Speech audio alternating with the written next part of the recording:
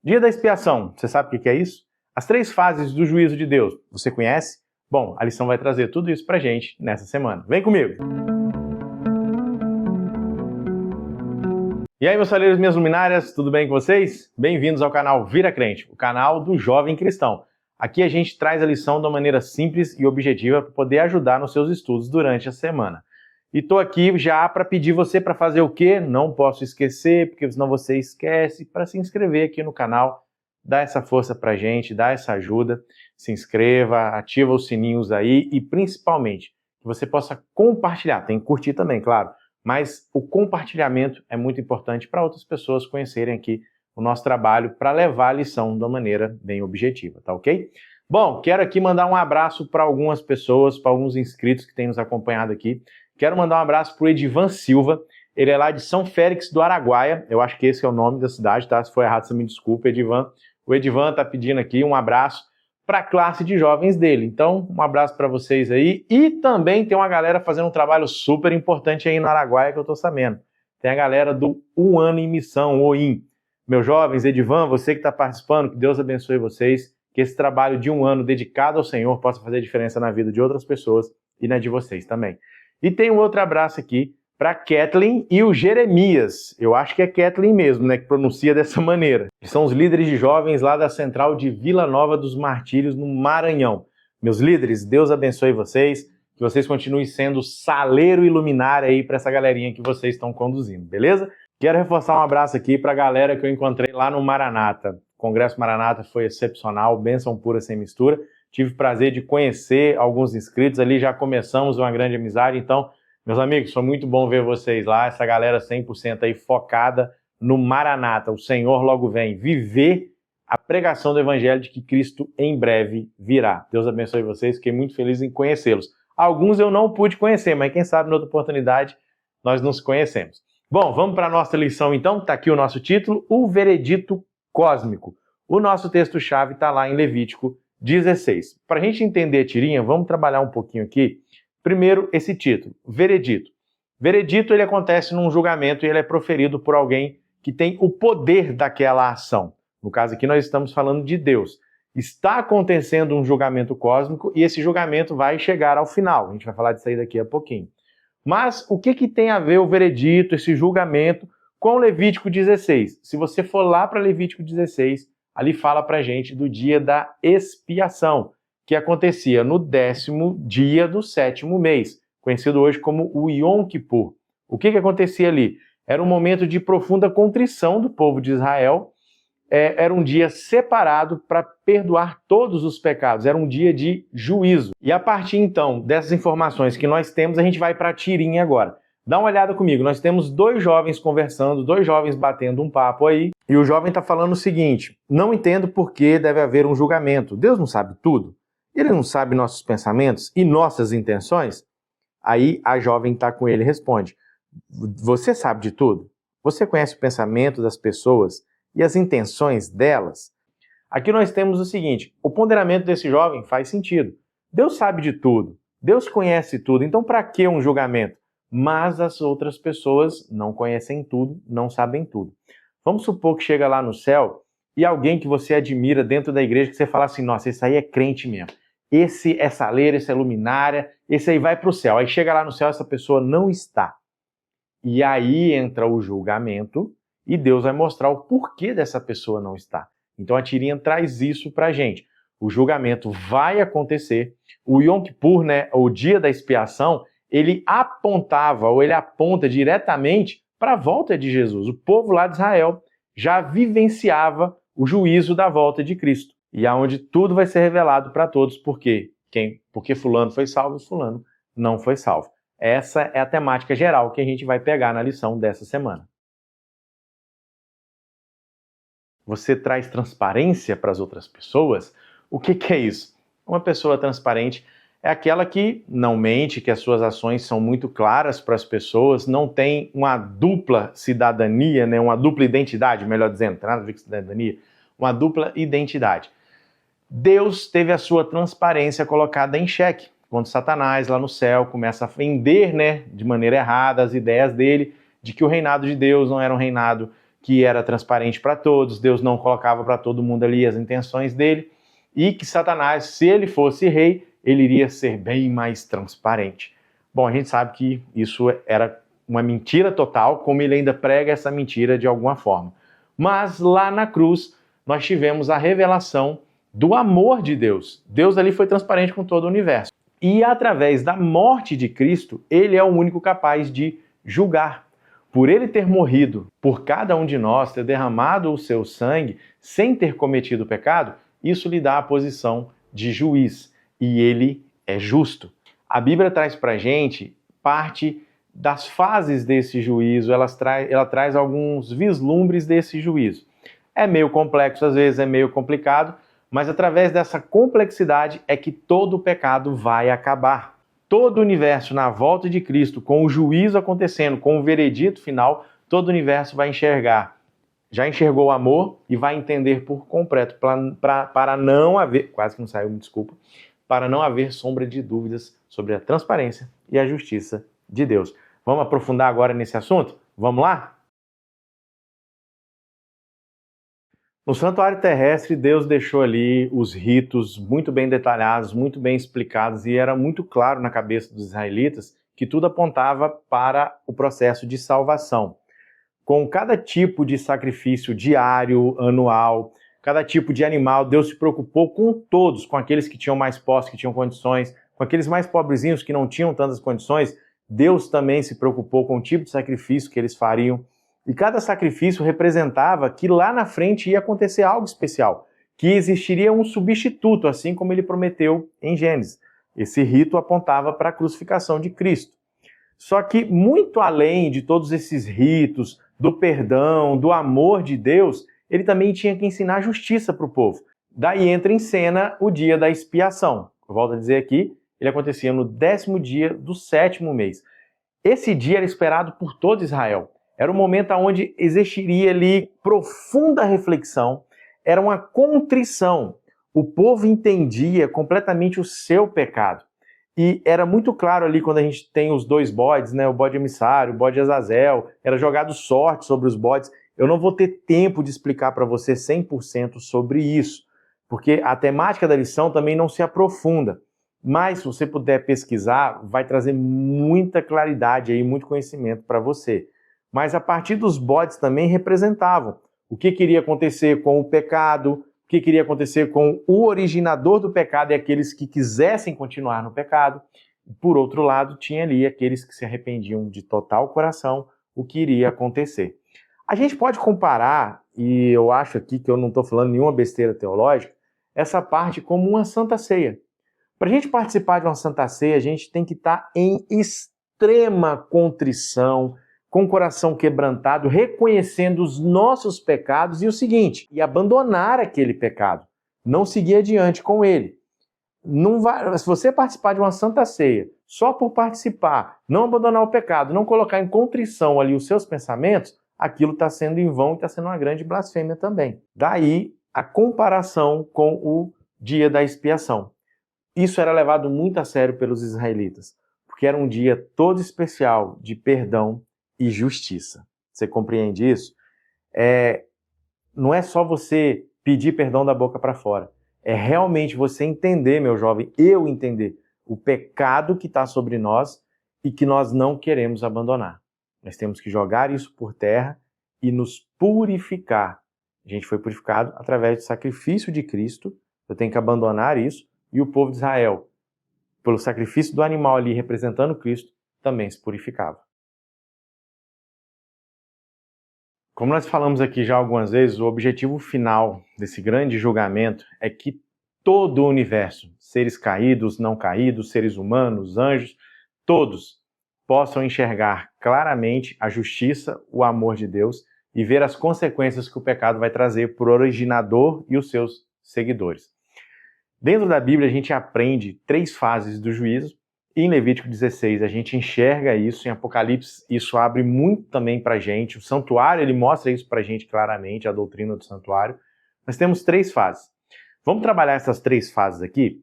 A primeira é o juízo pré-advento ou o juízo investigativo. Esse juízo começou em 1844, no dia 22 de outubro de 1844, quando Cristo passa do Santo para o Santíssimo e começa a julgar. Ele ali tem duas funções no céu, juiz e advogado. Parece meio complicado, né? Mas ele exerce as duas funções. O que acontece no juízo investigativo? Nós estamos sobre o juízo investigativo. Estamos passando por uma investigação.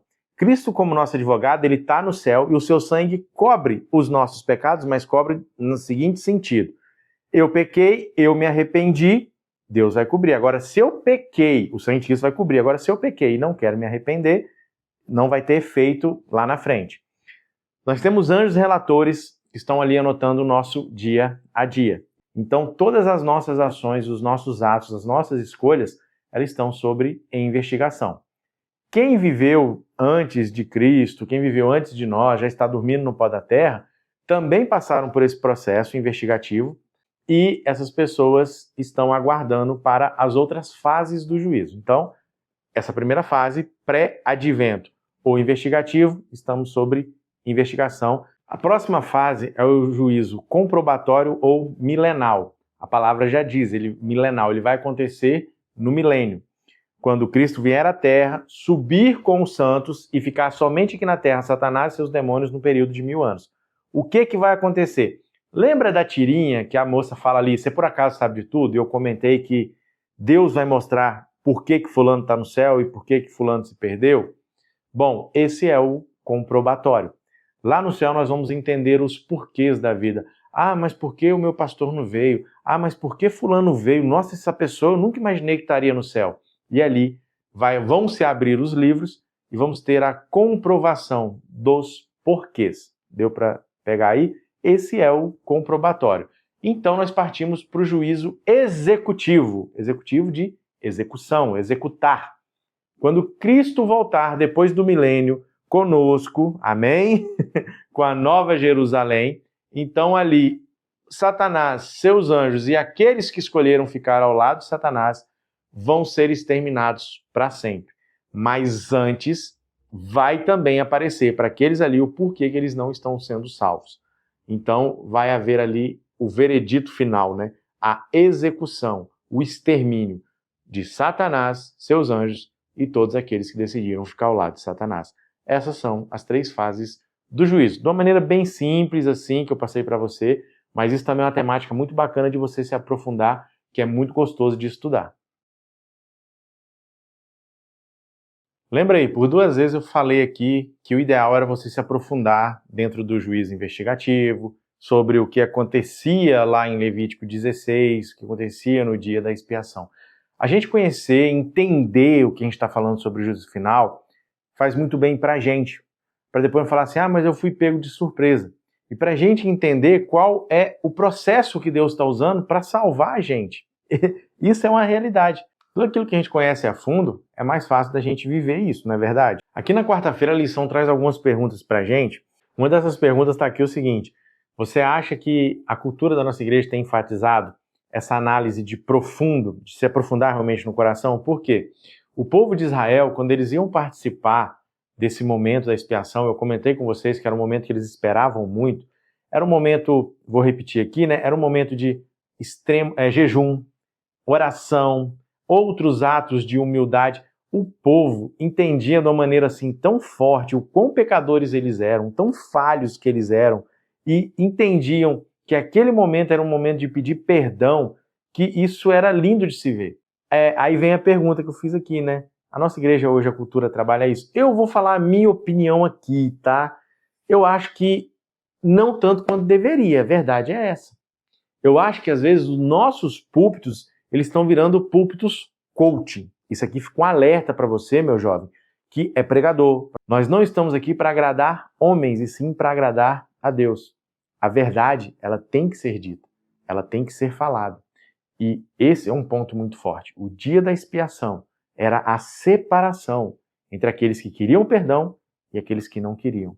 Meu jovem, é momento de você fazer uma extrema análise dentro do seu coração, na sua vida, como você está se comportando hoje com Deus.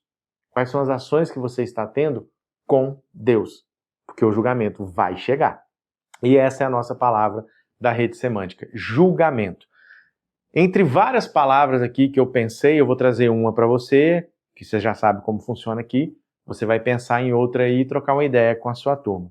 Mas dentro do contexto estudado, julgamento, eu vou trazer a palavrinha aqui, avaliação. Nós estamos no momento em que nós podemos nos avaliar. Dentro desse julgamento que está em processo, é hora de você, eu, nós, nos avaliarmos, fazer uma avaliação de como que está a nossa vida perante aquilo que Deus pede, perante o sacrifício que Ele fez por mim e por você. Você sabe que o santuário aqui na Terra, ele é um modelo do que existe no céu. Deus passou para Moisés e Moisés ali fez conforme Deus tinha pedido. E hoje Cristo, lá no santuário celestial, ele faz valer ali a sua vida, morte e ressurreição por cada um de nós. Ele intercede, ele procura nos proteger, ele procura mostrar para a gente, não é assim que se faz, e ele defende a gente. Por quê? Ellen White tem uma citação muito bacana aqui. Quando Jesus veio para a Terra se tornando homem, assumindo a natureza humana, ele se ligou com a humanidade de uma maneira que nunca poderá ser rompida. Então Jesus sabe exatamente as lutas que você tem, meu jovem, as lutas que eu tenho. A Bíblia fala que em tudo ele foi tentado, mas ele não caiu em nenhuma dessas tentações. Ele foi vitorioso. Ou seja, ele conhece as nossas lutas e ninguém melhor do que ele para nos defender, mas com justiça. Se lembre disso, coloca isso na sua mente. Então nós temos que confiar nesse sumo sacerdote, nessa pessoa que se sacrificou por mim e por você. Eu já falei essa frase aqui em algum momento, sempre tenho ela comigo, e é o seguinte: não deixe o sacrifício de Cristo ser em vão na sua vida, meu jovem. Na parte de quarta-feira eu falei aqui para você que a gente tem que fazer uma profunda análise do coração. Lembra quando começou o juízo investigativo?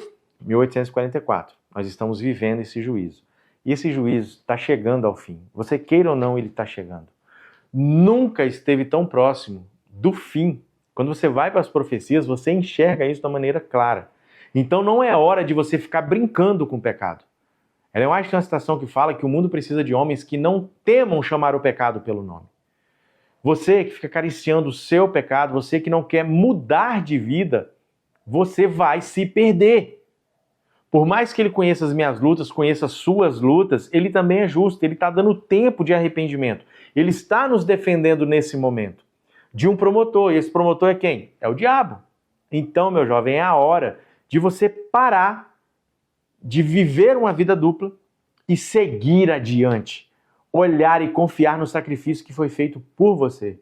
A gente teve um congresso de liderança agora no Maranata, talvez eu estou falando para alguns aqui que foram, outros que não foram.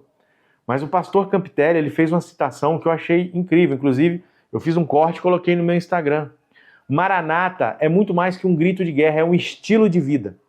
Você foi chamado para pregar esse evangelho, para mostrar que Cristo breve voltará. Eu estou apontando o dedo para você aí que está me olhando. Exatamente, e eu também faço parte disso. É hora de você assumir que é um saleiro e uma luminária nesse mundo aí que está precisando de sal e de luz. Você lembra aí que eu falei que nós temos um anjo relator e anota tudo que a gente faz e coloca lá nos livros, esses livros vão ser abertos? Vai chegar um momento da sua vida que você vai estar perante Jesus. O livro da sua vida vai ser aberto, ele vai estar anotado tudo.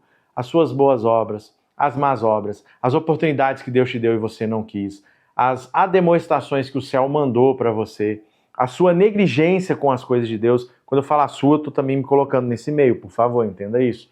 Então, todos nós vamos passar por esse momento. A intenção aqui é que você reflita sobre isso. E qual vai ser o parâmetro que a gente vai ser julgado? Existe um parâmetro? Como que as pessoas são julgadas quando cometem um crime? Pela lei. O parâmetro usado ali, na verdade, em toda a nossa vida, é a lei de Deus. Ela não nos salva, mas ela é um espelho para mostrar o caminho que estamos seguindo. O próprio Salomão fala isso. Para a gente guardar os mandamentos de Deus, porque esse é o dever de todo homem, um dia Deus vai trazer o juízo sobre cada homem da face da terra. Eu cometi um pecado. Está anotado lá no livro da minha vida.